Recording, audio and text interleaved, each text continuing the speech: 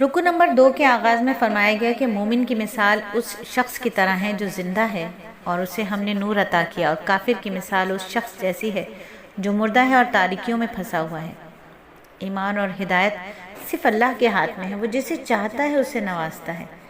ہدایت یافتہ اور گمراہ فرقوں کا ذکر کرنے کے بعد فرمایا کہ اللہ ان سب کو قیامت کے دن جمع کر دے گا، پھر ہر ایک کو اس کے اعمال کے مطابق جزا یا سزا دے گا۔ یعنی آیت نمبر 128 اور 129 میں اعمال کی جزا اور سزا ملے گی، یہ بتا دیا گیا۔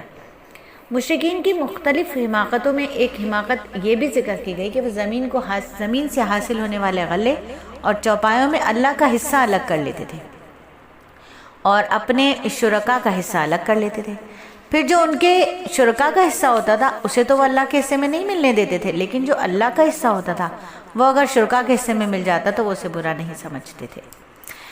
ان کی دوسری حماقت یہ تھی کہ وہ اپنی بیٹیوں کو غربت یا آر کی وجہ سے قتل کر دیتے تھے۔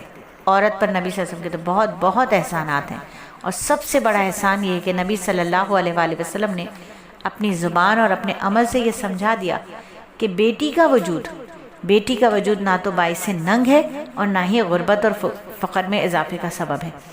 مشرکین کی تیسری حماقت قرآن نے یہ بتائی کہ انہوں نے چوپاؤں کو مختلف قسموں میں تقسیم کر رکھا تھا۔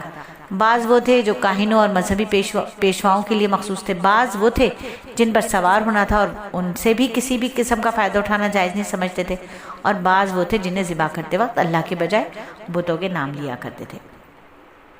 یہ چوتھی حماقت یہ بتائی کہ چوپائے کے پیٹ میں جو بچہ ہوتا تھا اسے مردوں کے لیے حلال سمجھتے تھے مگر عورتوں کے لیے حرام، اور اگر وہ مردہ پیدا ہوتا تو اسے مرد عورتوں دونوں کے لیے حلال سمجھتے تھے۔ مشرکین کی یہ حماقتیں بتانے کے بعد انہیں اللہ کی نعمتیں یاد دلائی گئی۔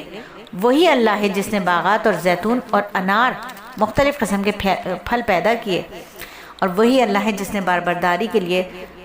باربرداری گوشت اور دودھ کے حصول کے لیے چھوٹے اور بڑے جانور پیدا کیے۔ ان جانوروں اور کھانے پینے کی دوسری چیزوں میں تحلیل اور تحریم کا اختیار صرف اللہ کے پاس ہے، وہ جس چیز کو چاہتا ہے حلال کرتا ہے اور جس چیز کو چاہتا ہے حرام کرتا ہے۔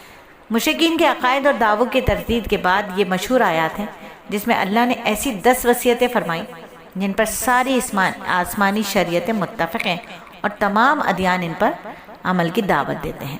تو چلیے ان 10 حدیثوں کو اچھے سے سمجھتے ہیں، اور اس دعا کے ساتھ، اس نیت کے ساتھ کہ اللہ تعالی ہمیں قرآن کے احکامات پر اخلاص کے ساتھ عمل کرنے والا بنا دے۔